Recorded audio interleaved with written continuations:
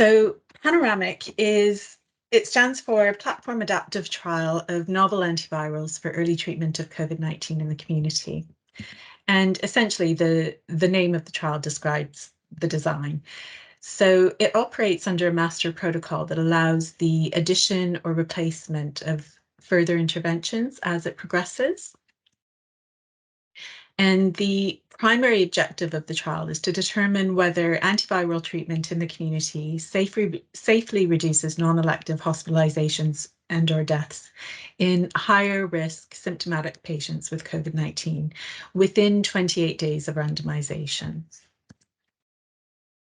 But we're also interested in looking at whether there's sort of any impact on time to recovery, duration of symptoms, symptom recurrence, healthcare service use, household infection rates, symptoms and well-being at 3 and 6 months, so the more long COVID, and safety. So in lay terms, essentially, the study is trying to find new treatments that help those suffering with COVID at home and in the community to get better quicker and without needing to be treated in hospital. And within the trial, we've also got a virology sub-study, which involves a subset of participants from the intervention and comparator arms. And the aim of the sub-study really is to determine if there are any differences in viral load among participants in the treatment versus the usual care arms, and to identify any common genetic mutations in patients that are receiving the antivirals. So PANORAMIC, the trial started in December of last year, and initially we were comparing usual care to usual care plus molnupiravir. And then, as I mentioned, it's a platform adaptive trial. So in April, we introduced Paxlovid as well to the trial. And shortly after that, we finished up with the recruitment to the molnupiravir arm. And at the moment, it's only Paxlovid that we're investigating, so randomizing to, so either usual care or usual care plus Paxlovid. And when we switched over to the Paxlovid phase of the trial, it did have an impact on how patients were recruited to the study, who was eligible to take part, who was able to confirm eligibility and take informed consent, and the number of safety calls that were required in the follow-up.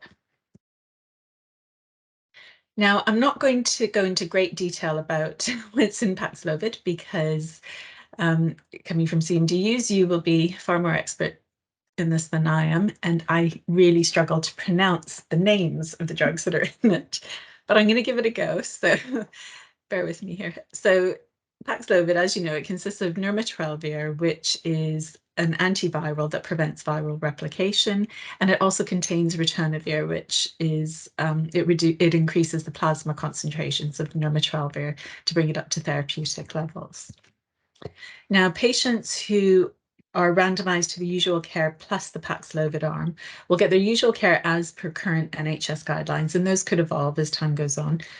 And they're also asked to take Paxlovid for 5 days, and it consists of 3 tablets, so 250 milligram tablets of nirmatrelvir and 100 milligram tablet of ritonavir, and they're asked to take it all together, twice a day for 5 days. Now, again, as you're also probably well aware, is somebody able to let that person in? Are you able to, Michael, or do I need to? I'll do it, Layla. Okay, thanks. So as you're also aware that with Paxlovid, there are a number of precautions because there are some serious adverse reactions that can occur and some drug interactions. And I'm not going to go through the whole list of drugs that are contraindicated or that need to be prescribed as care or given with care. But there is a list in the trial protocol, which is, you can access it on the study website. Now, there's also a risk of hepatotoxicity. So patients who have known severe liver disease, they're not eligible to take part. And also because nirmatrelvir contains lactose, patients who have rare hereditary problems of galactose intolerance, total lactase deficiency, or glucose galactose malabsorption shouldn't be taking Paxlovid, so they're not eligible either. Now, in terms of fertility, pregnancy, and lactation, there's no human data on the effects of Paxlovid on either of these, on any of these. And anyone who's pregnant or breastfeeding isn't eligible to take part. Now, if somebody was in the study, if they were in the Paxlovid arm and they became pregnant during that time, then the pregnancy would be reported as an adverse event of special interest, and it would be followed up. It would be monitored and followed up postnatally. So essentially, the population that we're interested in, and particularly in reference to the CMDUs, are people who are positive for COVID, they've got a COVID infection, and they're clinically vulnerable or over the age of 50, but not so clinically vulnerable that they automatically qualify for Paxlovid under your criteria, the CMDUs that you use. So and that's essentially what we're looking at here today, is how we might be able to redirect those people who are referred to you or who you see that actually aren't eligible to be prescribed straight away, but or just straight off, but who might be eligible for the trial. And the people that we are looking to recruit are those between the ages of 18 and 49 who are clinically vulnerable. So if they have any one or more of the conditions listed here on the screen, or anybody over the age of 50 with or without a comorbidity. So simply being over 50 is enough to qualify. Now, in addition to being clinically vulnerable and or over the age of 50, they need to be able and willing to provide informed consent, or their legal representative has to. They need to have COVID symptoms that have started within the last 5 days, and they need to be ongoing. So they need to have them at the time of recruitment. So say they developed symptoms within 5 days, but they'd gone, then by that point, they wouldn't be eligible. They need to have had a positive COVID test, and it can be a PCR or a lateral flow test. They need to be willing to take a pregnancy test after randomization and prior to starting the Paxlovid. That's if they have the potential to become pregnant. And anybody with known mild kidney disease, so CKD stage 2, must have a GFR measurement within the past 6 months. Now, the exclusion criteria for Paxlovid, basically anybody who is currently admitted to hospital wouldn't be eligible. Anybody who has been randomized to the trial before, so for instance, say they were positive for COVID back in February and they took part in the trial, even if they were randomized to the usual care group, they wouldn't be able to take part in it now. Anybody who's currently participating in a trial with a therapeutic agent for COVID. I mentioned pregnancy and breastfeeding. Anybody who's capable of being pregnant, who's not able to confirm a negative pregnancy test prior to starting the drug, and or if they aren't willing to use any one of the contraceptive methods listed here for the 28-day duration of follow-up in the trial. On top of that, anybody who has a known hypersensitivity to any of the active substances in Paxlovid are not eligible. Anybody with I mentioned the rare hereditary problems like lactose intolerance. Anybody with current severe liver impairment. So by that we mean anyone with severe ascites, encephalopathy, jaundice, or prolonged INR. People with liver disease who don't have those features, however, would be eligible. Anyone with known moderate or severe renal disease, so defined as CKD stage 3, 4, or 5, or current acute kidney injury, or if their most recent GFR in the past 6 months was less than 60 mL per minute. Anybody currently taking Paxlovid for obvious reasons, or anybody who's taking a drug which is contraindicated or not recommended for use alongside Paxlovid, or if in the sort of clinical judgment of the person taking consent, they feel that it would put or a clinical investigator, if they feel it would put the participant at an unacceptable level of risk, then that's enough to exclude them from the study. And then an additional exclusion criteria that we have for those who are taking part in the virology sub-study includes anybody who's received antibody therapy outside of the trial within the previous 3 months. So because there's quite strict inclusion-exclusion criteria, and because of the risk of serious adverse reactions in certain groups of people, the only people that can confirm eligibility for potential participants and who can consent participants to the trial are medically qualified professionals, so in other words, a doctor, prescribing pharmacists, and nurse prescribers. Now, research nurses could also do the follow-up safety calls, but this is quite different to molnupiravir because with molnupiravir, research nurses could consent patients as well. They could confirm the eligibility and consent. But with Paxlovid, it has to be one of the 3 groups mentioned there, just to confirm the eligibility and to consent the patients. And they must be able to do this. They have to be able to access a relevant drug history and the participants' adequate medical records, so a version of the summary care record. And if necessary, if according to their clinical judgment, they felt more information was warranted, they need to be able to access that, say, through secondary care records or the full primary care records. If there is any doubt as to whether the participant is eligible and you're not able to confirm that from the medical records, then they wouldn't be eligible. However, if it's felt that they are after all of that, then they can go on to be randomized. So as I said, it has to be a doctor, prescribing pharmacist, or nurse prescriber who does the consenting. All the consent forms are done online and they're paperless, but we do send printed or electronic copies to the participant depending on their preference. And on the website, we have got written and summary versions of the patient information leaflet, the consent forms, and then there's a pictorial infographic summary as well. And before taking informed consent, the potential participant needs to be able to have a 2-way discussion with whoever is taking that consent and be able to discuss the risks and the potential benefits and any of the follow-up procedures that are involved. And they need to have enough time to ask questions and consider the information. Now, at the time of enrollment, participants can elect or identify a trial partner who can assist them with the different processes of the trial. So with the consenting process or helping to fill out the daily diaries, which I'll talk about in a minute. Or if, for instance, they were to become unwell and had to be hospitalized, this trial partner could inform the study on their behalf. So once they are consented, they'll be randomized and either to the usual care group where they get their standard NHS care or the intervention arm.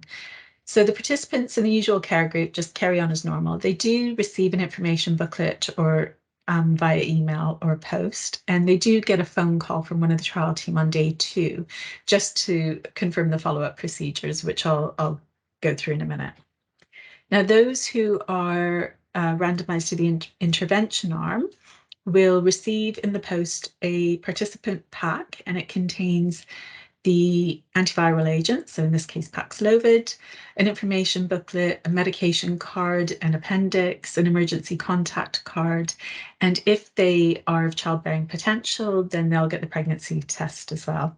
And it's not included here, but if they've agreed at the time of enrollment to take part in the virology sub-study, they will also receive the equipment needed to take part in that. Now, when they're randomized to the intervention group, the database automatically alerts IPS, which is a licensed facility that distributes the IMP. So they will send the trial medication directly to the patient. So you wouldn't be responsible for supplying the medication at all. That will be sent independently to them. Now, for the participants in the intervention arm, if they're of childbearing capacity, then they will receive a phone call. So if they have the potential to get pregnant, they will receive a phone call on day 1 just to make sure that they've taken the pregnancy test and to confirm that it's negative. If they are not capable of becoming pregnant, then so everybody else would receive a phone call on day 2. And the ones who received a day 1 phone call, they would get a day 2 phone call as well. And that's just to confirm that they've received the trial materials, that they understand the follow-up procedures, to answer any questions, record any potential side effects from starting the medication, any drug interactions, and hospital GP attendances. A further phone call is made to them on day 4, again to assess for side effects and medication compliance and potential drug interactions. And then a final safety call is made on day 10 just to record any potential side effects. And these need to occur on weekends and bank holiday, regardless of weekends or bank holidays, they need to take place. And we also ask all participants, whether they're in the usual care or the intervention arm, to complete a daily diary. And they'll be sent, they can do this online, or they can do it over the telephone if they don't have internet access. And changes to medication will be monitored in the daily diary, as well as the safety calls. So if the participant reports starting a new medication, then an automated alert would be sent to the safety team who would follow that up. So from day 1 to day 28, I mentioned that they're all asked to complete a daily diary. And I mentioned that they can do this over the phone if they have no internet. For those who haven't completed their diaries, it triggers an alert to the central team, who will follow it up with phone calls to prompt them. And there's a 24-hour phone line, which is available both to participants and to clinicians at hubs. So if there are any concerns at all, if they have any worries or questions, they can phone this 24-hour helpline, and there's a member of the clinical central team will be available to answer any queries.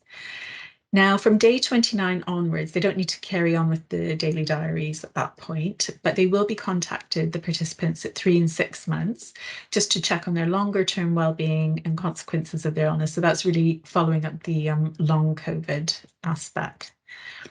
And their medical records will be accessed up to a year after as well, just to follow up the data from recruitment up to 6 months to gather data on that.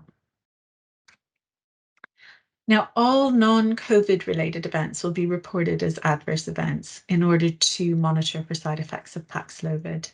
So the participants are asked about the occurrence of specific symptoms during the safety follow-up calls. And if they answer yes to any of those questions, that automatically triggers a prompt advising the person who's doing the safety call to complete an adverse effect form. And the central safety team, would then follow that up by assessing and grading the AE. And they may then, one of the trial clinicians might then, depending on the finding of that, contact the participant directly. And also if it was reported in their daily diary, and just they can advise the participant on appropriate clinical care to follow up. And there's more information about that in the working instructions, which would be made available to you. Now, participants in the intervention arm are also given a trial wallet emergency card, which just details other potential side effects. That has the number for the 24-hour contact line. And they can also use the card to give it to hospital clinicians. Say if they got admitted to hospital, they could just show them the card to let them know that they're on the study. And of course, they're free to withdraw from the study at any time for any reason, but particularly if they felt that the adverse effects from the drug, regardless of what a clinician might say, if they weren't comfortable from it, then of course they could stop taking it. Now, all of the data collection occurs electronically using the Spinnaker database. And so confirming eligibility, consenting the participants, doing the safety follow-up calls, all of the data collection is done on Spinnaker. And it's got different login pages. So participants can log in. So they would be sent by email a link to which they could follow, and then that would log them in to complete the daily diaries. And the trial staff as well would be provided login details and their team pages for signed in users. Now, just to touch on the virology sub-study a little bit more that I mentioned earlier. So this essentially is an enhanced monitoring of a subset of participants, and they would additionally volunteer for this at the beginning when they're enrolled on the trial. And so it's each arm of the trial has the virology sub-study. The first 30 patients from each arm who consent undergo intensive daily viral load monitoring, and the remaining 270, so it consists of 300 for each arm and each intervention arm, so usual care versus the intervention arm, sorry. So the first 30, they undergo really intensive daily monitoring. The remaining 270 just have to give 3 swabs. All of the participants are also, in addition to that, asked to provide 3 finger prick blood spot samples. Now this diagram just shows you the sort of the flow process through the study. It doesn't actually include the daily diaries and safety follow-up calls, but just the sort of time periods for it and the general overview. So in terms of how we're recruiting participants, at the moment we're recruiting through hubs, and the majority of these are GP hubs, and they can contain a number of surgeries that act as spokes who can refer patients, help identify potential participants and whose medical records they can access. It can be community trusts. We've got some secondary care sites, and it could be CMDU sites could potentially act as hubs as well. And the arrangements, they differ with the devolved nations. So Wales, Northern Ireland and Scotland all have slightly different, well, in some cases quite different ways of setting up, and Northern Ireland's not open to recruitment yet, but should be soon. Now, with Molnupiravir, we were recruiting centrally as well. We did have a central recruitment team. So participants could go on the website and they could register their interest and they could be recruited directly to the study and have all the follow-up done by the central team. At the moment, we don't have that for Paxlovid, but it is in the process of being set up. So right now, if somebody tests positive for COVID and they're interested in potentially taking part and they go on the website, they'll be asked to follow a link to check whether their GP is involved in the study. And if their GP surgery is involved, then they're advised to contact them to get enrolled on the study. If their GP isn't listed, then at this point in time, they're not able to take part. Once the central recruitment model is set up, the central recruitment team is set up, then they will be, anybody who goes to the website, if they're eligible, would be able to enroll that way. So at the moment, we currently have 31 hubs open for Paxlovid. We had more than that for Molnupiravir. And to date, we've recruited over 26,000 participants to the study. Now, the vast majority of that were with the Molnupiravir arm. Our recruitment was obviously great initially, but since we've gone over to Paxlovid in the last several months, recruitment has tailed off considerably, and there's a few reasons for that. So because the inclusion-exclusion criteria is stricter for Paxlovid, it limits people who are have the potential to take part, but also because of that, it's restricted who can confirm eligibility and who can take consent. Now, initially, when we started Paxlovid, it was only doctors who were able to take consent and do the eligibility confirmation. But following a substantial amendment, we've opened it up so that prescribing pharmacists and nurse prescribers can also do that.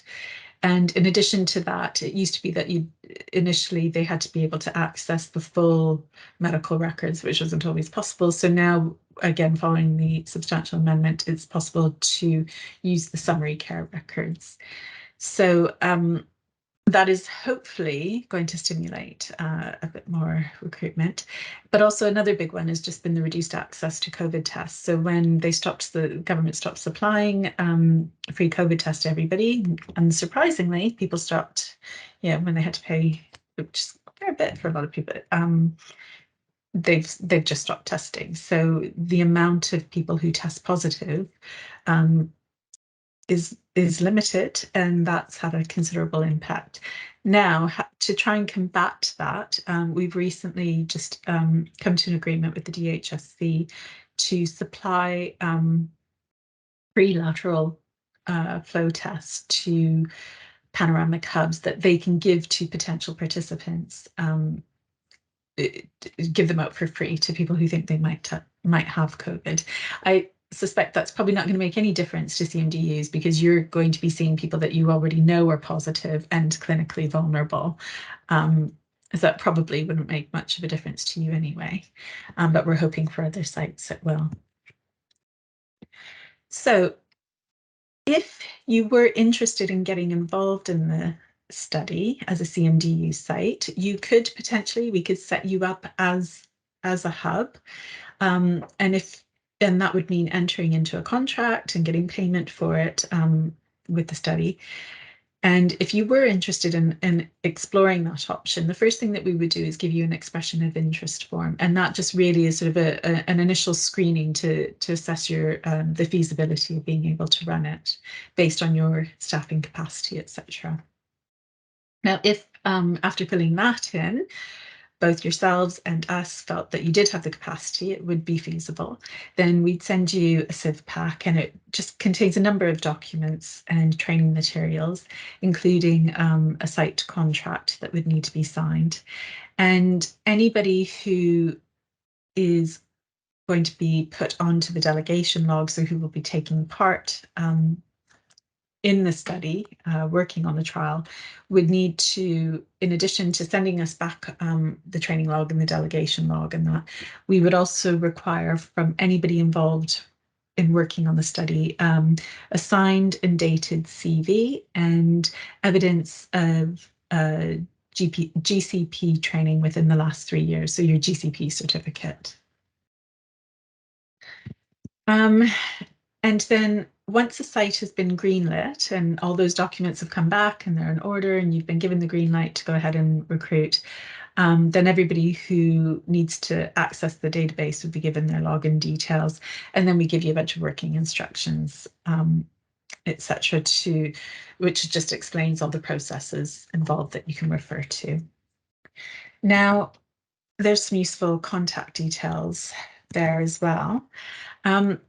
Now, in addition to acting as hubs, there is the potential. Now, it might be that you don't feel you've got the capacity to do that, but the other option would be to, if you are able to identify anyone, and we gather it's around 20% of the patients that are directed to you or that you see aren't actually eligible for Paxlovid under your criteria. If you were able to refer those patients to the study, we could then sort of take it from there. So at the moment, I think the best way to do that would just be referring the patient directly to the website, and at the moment they would then check to see whether their GP was taking part, or once the central team is up and running, they could enroll that way.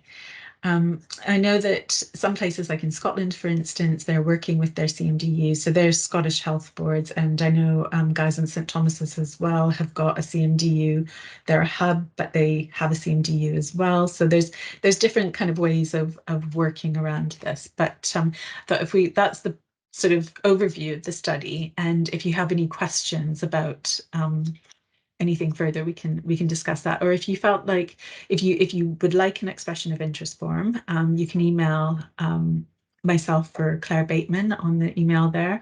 Or if you wanted to just talk about it individually as well, we're more than happy to do that. And that's it for me. So I will stop sharing my screen if I can figure out how. There we go. There, I've stopped, haven't I? Okay. Yeah. Great, that's it. So has anybody got any questions at all? No, that's fine if you.